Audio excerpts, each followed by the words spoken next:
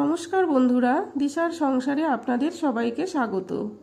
আজকে আমি আপনাদের কাছে এমন একটি রেসিপি শেয়ার করব যা বাড়িতে বানানো হলেও কিন্তু খেতে হবে একদম দোকানের মতো। আর খুব সহজভাবে আর সহজ কিছু উপকরণ দিয়েই কিন্তু আপনাদের সামনে আমি এই রেসিপিটি শেয়ার করব। আজকে আমার রেসিপি ডিমের চপ। তো দেখুন, সবার প্রথমে কিন্তু আমার ঘরে কিছু ছোট ছোট আলু ছিল। আলু আর ডিম একসাথে সেদ্ধ করে ছাড়িয়ে নিয়েছি। আর এদিকে ডিমগুলোকে আমি একটা ছুরির সাহায্যে দুভাগ করে কেটে নিলাম। নিয়ে এদিকে আলুগুলোকেও ম্যাশ করে নিলাম। আলু কিন্তু আপনারা হাত দিয়েও ম্যাশ করে নিতে পারেন। তো দেখুন, এদিকে আমি কড়াই বসিয়ে দিয়ে এখানে পরিমাণ মতো সর্ষের তেলটা দিয়ে দিলাম। তেল গরম হয়ে গেলে এর মধ্যে দিয়ে দিলাম কুচনো পেঁয়াজ, দিয়েছি থেতো করা রসুন, থেতো করা আদা, 2-3টে কুচনো কাঁচা লঙ্কা, স্বাদ মতো নুন, হলুদ গুঁড়ো, লঙ্কার গুঁড়ো, জিরে গুঁড়ো দিয়ে খুব ভালো করে পেঁয়াজটাকে মশলার সাথে ভেজে নিয়ে এখানে একটা টমেটো কুচিও দিয়ে দিয়েছি। টমেটো কুচিটা দিয়ে আরেকটু ভালো করে মশলার সাথে ভেজে নিয়ে এখানে আমি ম্যাশ করা আলুগুলো দিয়ে দিলাম। আলুগুলো দিয়ে খুব ভালো করে এভাবে খুন্তি দিয়ে চেপে চেপে কিন্তু ভেজে নিতে হবে।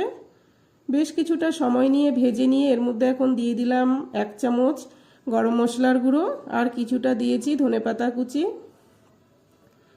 ধনেপাতা কুচিটা দিয়ে খুব ভালো করে একটু নাড়াচাড়া করে নিয়ে কিন্তু আমি নামিয়ে নিলাম। তো আলুর পুরটা এদিকে ঠান্ডা হতে হতে আমি এখানে পাউরুটিগুলোও রেডি করে নিচ্ছি। পাউরুটিগুলোকে দেখুন এভাবে চারধারটা একটা ছুরি দিয়ে এভাবে কেটে নিচ্ছি। কেটে কিন্তু আমি এই মাঝখানের সাদা অংশটা নিয়ে নেব। সব পাউরুটিগুলোই কিন্তু আমি এভাবে কেটে নিচ্ছি। এখানে কিন্তু আলাদা করে কোনো ব্রেড ক্রাম্ব লাগবে না, এটা দিয়েই কিন্তু করা যাবে। তো দেখুন, আলুর পুর কিন্তু ঠান্ডা হয়ে গেছে। এখন আমি হাতে নিয়ে এভাবে চেপে চেপে একটু চ্যাপটা করে নিচ্ছি। আর ডিমের ওপরে কিন্তু আমি একটু নুন আর একটু গোলমরিচের গুঁড়ো ছড়িয়ে রেখেছিলাম। এখন আমি চপগুলোকে আমার ইচ্ছে মতো শেপ দিয়ে নেব। আপনারা আপনাদের ইচ্ছে মতো করে নেবেন। আমি এখানে গোল করে শেপ দিয়েছি, আপনারা কিন্তু লম্বা করেও করতে পারেন। তো দেখুন, এভাবে হাতে চ্যাপটা করে নিয়ে ডিমের একটা অংশ এভাবে দিয়ে দিলাম ভেতরে, দিয়ে ঠিক এইভাবে ডিমটাকে এভাবে ভেতরে দিয়ে আলু দিয়ে কিন্তু এভাবে ঢেকে দিয়ে সুন্দর করে একটা চপের শেপ দিয়ে নিলাম। সবগুলোই কিন্তু আমি বানিয়ে নিয়েছি। এখন দেখুন, এখানে আমি একটা বাটিতে জল নিয়েছি, আর পাউরুটিগুলোকে আমি একবারে জলের মধ্যে দিয়ে হাত দিয়ে এভাবে চেপে নিলাম। এখানে কিন্তু আমার 2 পিস করে পাউরুটি লাগবে এক একটা চপ বানানোর জন্য। তো দেখুন, আরেকটাও আমি ঠিক একইভাবে কিন্তু করে নিলাম। নিয়ে এখন আমি এই ডিমের চপটাকে একটা পাউরুটির ওপরে দিয়ে আরেকটা পাউরুটি ওপর থেকে দিয়ে এভাবে সুন্দর করে কোট করে নেব। এভাবে খুব সুন্দর করে সবগুলোকেই কিন্তু কোট করে নিতে হবে। দেখুন কতটা সুন্দর হয়েছে দেখতে।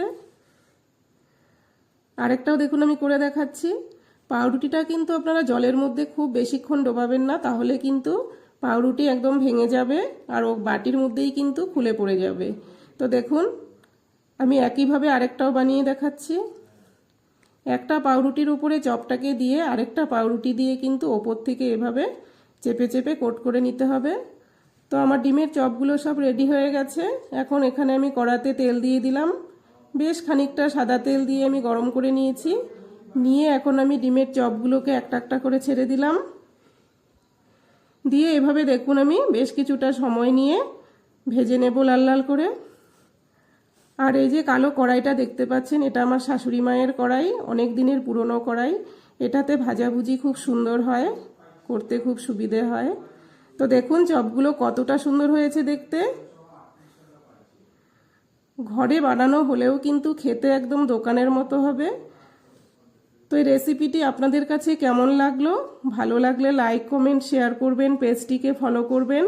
আর ইউটিউব থেকে যারা দেখছেন আমার চ্যানেলটিকে সাবস্ক্রাইব করে সাথে থাকবেন।